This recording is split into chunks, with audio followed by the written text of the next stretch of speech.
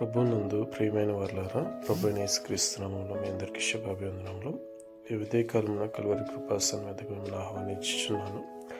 యెహోషువ గ్రంథం 18వ అధ్యాయము 4వ వచనంలో, ప్రతి గోత్రం నుండి ముగ్గురేసి మనుష్యులను నా యొద్దకు రప్పించిన యెడల నేను వారిని పంపెదను. వారు లేచి దేశ సంచారము చేయొచ్చు, ఆయా స్వాస్థ్యముల చొప్పున దాని వివరమును వ్రాసి నా యొద్దకు తీసుకుని వచ్చేదరు.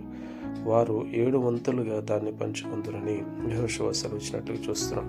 ఇశ్రాయేలులో ఇంకా స్వాస్థ్యము పొందని వారు 7 గోత్రములు ఉన్నారు కాబట్టి వారిని అందరినీ యెహోషువ పిలిచి, మీరు ఇంకా ఎన్నాళ్ళు దేశంలో